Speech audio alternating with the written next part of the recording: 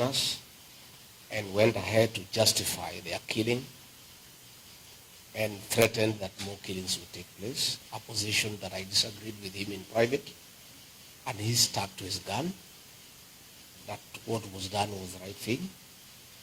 And as a parent, as a Christian, as a Kenyan, I needed to put the record straight so that the people of Kenya could know that I was not part of that decision, and I disagreed with the action taken by the president to kill young children for raising issues of concern to the country, and going ahead by adding insult to injury by describing them as criminals and treasoners.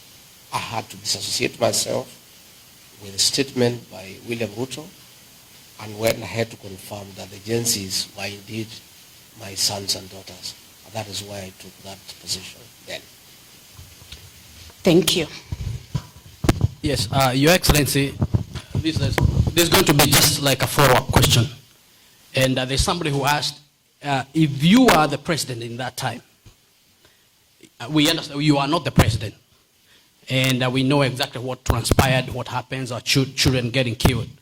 But if you were the president in that time, would you have done things different? Definitely, I would have done things differently. In fact, the decision by William Ruto to kill our children and try to justify it is what caused a very big disagreement between me and him. If I was president, I would have done things differently. I would have listened to these children and the issues they were raising, because they are our children, and they were not just speaking from nowhere. There were serious issues in Kenya about the finance bill of 2024. And when your children correct you, you don't kill them. You listen. That's what we do. I'm a father of 2 young boys, and anytime they have had an issue with the decisions that I've made, I take it upon myself to listen to them and reason with them and try to persuade them, and they try to persuade me, and somehow we agree. But I would never beat them up, threaten them, or harm them. So if I was president, I would not have ordered the killing of children for raising issues concerning the people of Kenya. I would have taken time to give them an opportunity to listen to them and reason with them, and we come up with an agreement on the way forward. All right. Thank you. Next question.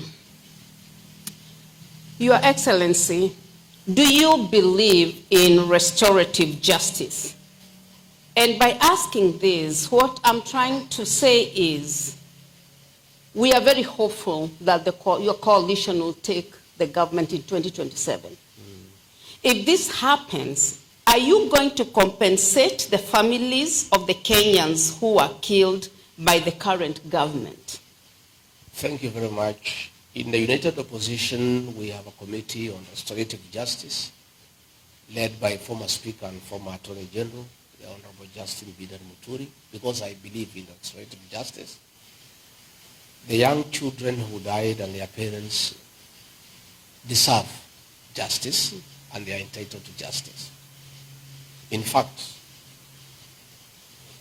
if I'm elected as President of the Republic of Kenya in 2027,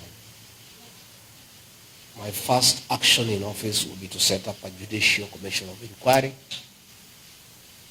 to inquire on the killings that took place on June 25th and the subsequent killings that have taken place since then, the issues of abductions, so that all those people who are responsible for the killings are brought to justice.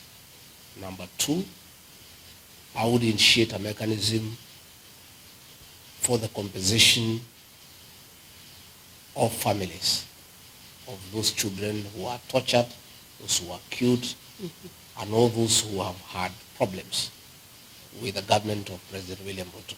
So let me assure the people of Kenya that I'm committed to make sure that the agencies and their parents do get justice, and all those who took part in abductions, in extrajudicial killings, in torture, in burning people's businesses, in disrupting meetings will be brought to justice. In fact, let me put our police officers on notice.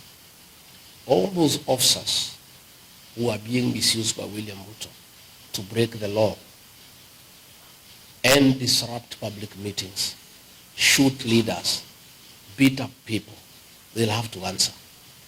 And I have asked our teams to keep a record of all these actions that are unlawful, that are being perpetuated by the police, so that these people will be held to account. I want to ask families of Gen Zs who are killed, who disappeared, to make sure they document all the circumstances under which their children disappeared, under which police station, so that the commanders of those stations then will be held to account. And let me tell officers commanding police stations, officers commanding police divisions, all the atrocities against the people of Kenya that are being committed within your jurisdiction, you will have to answer it one day. If you see what has happened in Kenya, there was the issue of agro-leasing that took place in the year 2003. The courts have decided, so many years later, almost 22 years later, that those people will have to face justice. So all those police officers in the DCI, in the National Intelligence Service, in the National Police Service, officers in the Ministry of Interior, who are committing crimes against the people of Kenya, when we form government in 2027, you will have to answer for those crimes of commission and omission, because that is the way the law says. Thank you, Your Excellency. Your Excellency, when the Kenya Kwanza government came into power, during the campaigns, the president used to say that they are not going to weaponize the state organs like the KR, the state agencies. But today we have seen even the police even going for civilians, people who are not even interested in politics. Children, the president himself giving orders, shoot to kill or shoot in the leg. Do you think today, as we stand, do you think the Kenyan government, the Kenya Kwanza government is redeemable today as we stand, Your Excellency? I am very embarrassed as one of the leaders who are in the forefront in campaigning for William Ruto to be president of Kenya, because he persuaded me and persuaded the rest of Kenyans that under his leadership, the criminal justice system will never be used to manage politics, and it will never be weaponized against opponents. Again, this is one of the greatest deceptions that ever took place in Kenya since independence. William Ruto deceived all of us, and we believed him, that he will never use the criminal justice system to deal with those opposed to him. That is exactly what is happening today. The Kenya Revenue Authority has been weaponized. All those who disagree with William Ruto are being harassed by the Kenya Revenue Authority. All those who don't agree with William Ruto are being persecuted by the DCI, by the National Security Intelligence Service. All those who have issues with what is happening in Kenya are being persecuted day and night. This is very sad, because I, like other Kenyans, were deceived by William Ruto that he will never use the criminal justice system to persecute people. But he is doing it with abundance, with brutal efficiency, and it is very sad. I want to say that this government cannot be redeemed. Where we have reached, there is nothing that can be done. William Ruto was a great mistake for the people of Kenya. It's a mistake all of us have to live with. But as they say, making a mistake is not very bad. What is bad is to repeat that same mistake. The people of Kenya have to deal with this matter. And that is why one term has become a national movement. It is a clarion call in every public sitting, anywhere 2-3 people are meeting, even young children. Everybody is just saying one term, because this government cannot be redeemed. And I'm very excited that yesterday in the Senate, the chairman of the Foreign Relations Committee tabled a motion for the American legislative arm to review the status of Kenya as a non-NATO ally because of violation of human rights, because of abductions, extrajudicial killings, using police against civilians, and again working with terrorist organizations in Sudan, in Somalia. And I want to appeal to the people of Kenya living here and working here in the United States to take time to lobby their senators and their congressmen so that they can know exactly what is happening in Kenya, so that when this particular motion comes up for discussion, there is support from the senators here in the United States, because Kenyans here are quite informed as to what is going on back home, and they can get evidence from home on the issues of extrajudicial killings. In fact, it is very sad that President William Ruto have the audacity to publicly issue orders for people to be shot. His Minister for Interior gave a shoot to kill order, which is happening every day. These are some of the things that must find their way on the floor of the Senate here in the United States, so that the American government can be well appraised of what is going on back at home. And we are hoping and we are appealing to the American government, and specifically President Donald Trump, that as he chooses an ambassador for Kenya, because the position is vacant, to consider to give us an ambassador to Kenya of the same caliber and thinking and orientation as Smith Hempstone, who came in to help the people of Kenya when they face similar circumstances of violation of human rights and the erosion of democracy. We'll be very happy if we could get an ambassador, the caliber of Smith Hempstone, to come to Kenya and help us to restore our democracy and to restore the respect of human rights in our country. Thank you. Follow-up question would be, so you don't think, Your Excellency, the empowerment programs that are going on right now in almost every village, we've seen, in the media, they are going in every village, they're, saying empowerment. We don't know exactly what it is. You don't think that is going to redeem this government or anything? Those are not empowerment programs. That is daylight bribery of voters using stolen public funds. These are funds that were meant for education, free primary education and free secondary education. This money, William Ruto has diverted management for education through the National Intelligence Service, ostensibly to deal with regional security. This money is withdrawn in cash every Friday and given to Kindiki to go around the country bribing voters and cheating them. That is empowerment. William Ruto promised real empowerment when he became president. If he wants to do real empowerment, he needs to bring a bill in Parliament where these programs are well explained and included in the budget, so that there is an organized way of doing empowerment. Today, how do you explain where is the deputy president getting this money from? His salary is known. He has been in office for 10 months. He has not earned more than 10 million shillings. In the last several months, he has spent over 300 million shillings. This money is not in the budget. Where is this money coming from? These are proceeds of corruption. And these are funds that are being used to corrupt the morals of our people and try to bribe voters ahead of the 2027 general election. So it's all deceit, it's all a conman game, and it has nothing to do with empowerment. It is simply bribery and a scheme to deceive the Kenyan voter, to try to persuade them to have William Ruto elected as president. Thank you. Now, Your Excellency, this interview is really not an interview without talking about you being labeled as a tribalist. And as you may know, probably you are aware that most of us who defend you on social media, we are also labeled tribalist. I personally campaigned for President Ruto for 4 years non-stop. Obviously, I was against President Uhuru. Nobody labeled me tribalist until Rigathi Gachagua was impeached.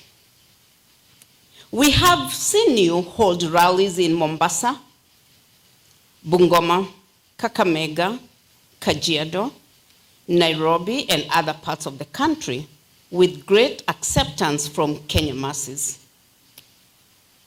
Why the government, and indeed its handlers, calling you a tribalist? Why do you think they call you a tribalist? And we have seen you in many other regions that do not belong to the Kikuyus. Thank you, Jerry. That is a narrative by William Ruto to try to demonize me before the people of Kenya and to suppress truth. William Ruto has nothing against me.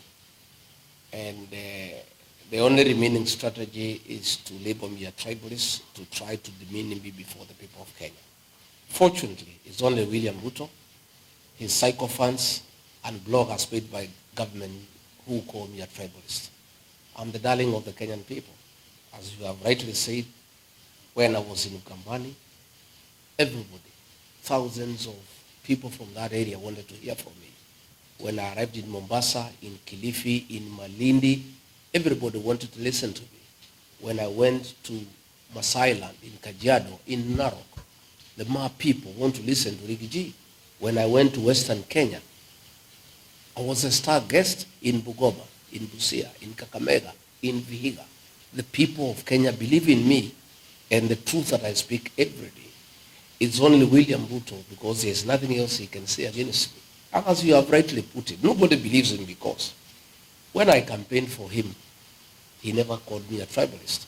When the people of the mountain Kenya supported him to a man, he never said they are tribal. He has only decided we are tribal because we have rejected his leadership and we have said we are not going to support him. As long as we were supporting him, we were good people and we were very nice people and nationalists. But the minute we decided that he cheated us, he betrayed us, he misused us, he was the wrong choice for us and for the country, he has decided that we are tribal people. But I am never dissuaded from what I believe in. I never lose focus. I'm never distracted. I ignore those things with the content that they deserve. I am very keen to talk to the people of Kenya. I stand for the people of Kenya. When I fought for the Gen Zs, I fought for all the Gen Zs for the people of Kenya. When I oppose over taxation, I do it for the people of Kenya. And the people of Kenya have understood who Riggy G is. And William Ruto with his narrative will go nowhere. When I go back, I will be having a 3-day incursion of the Busi region in Kisii and Nyamira. Again, I will be going to Migori in Kuria. Again, I will be going to Bomet. I will be going to Eldoret. I will go to each and every part of the country because I'm a Kenyan leader.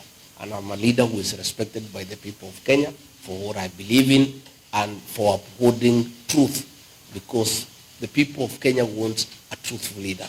And that is why William Ruto is scared. He would like to confine me in the mountain so that other Kenyans do not benefit from what I know and from telling them what is happening in government and what happened when I was in government. He doesn't want me to give that truth to the people of Kenya. That is why he tries to bog me down and try to intimidate me by saying I'm tribal. I'm not intimidated. I am strong. I am focused. I'm a man on a mission. I'm moving on. I'll move to each and every part of the country.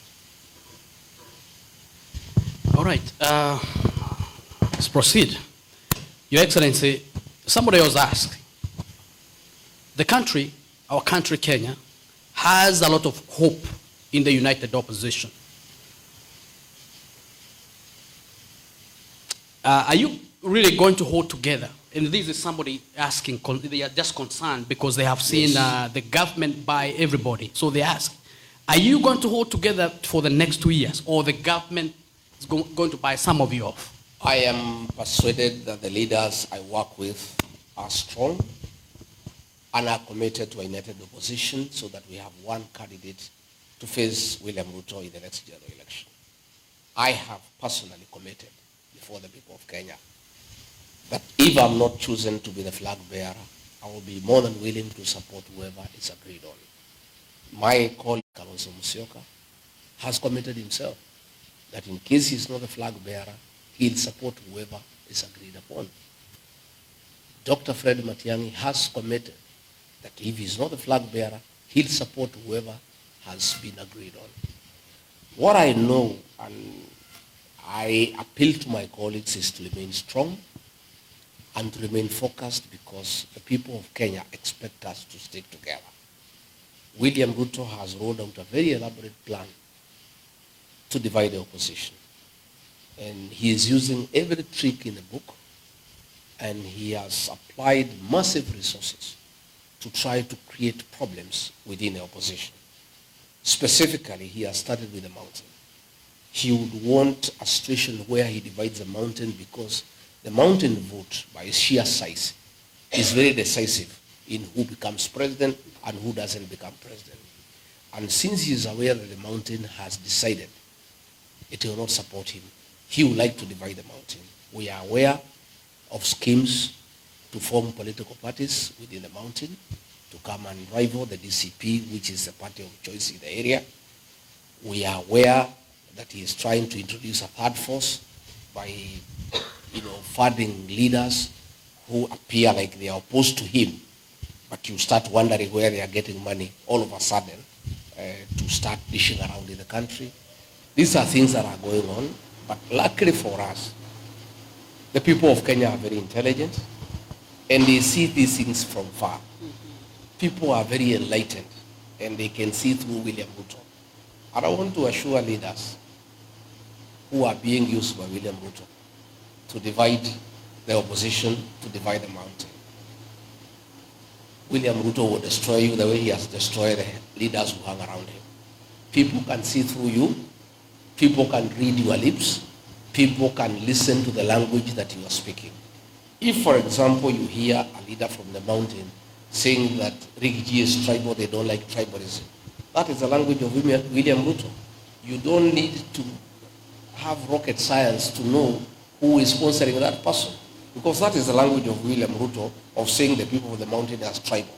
So if you hear a leader from the mountain all of a sudden talking about tribalism, oh, we don't want tribalism, that is the language of William Ruto. You can tell, and then you can see those leaders are having some bit of money, and they did not have money before. That tells you clearly what is happening. So I want to tell those leaders, the people are very intelligent.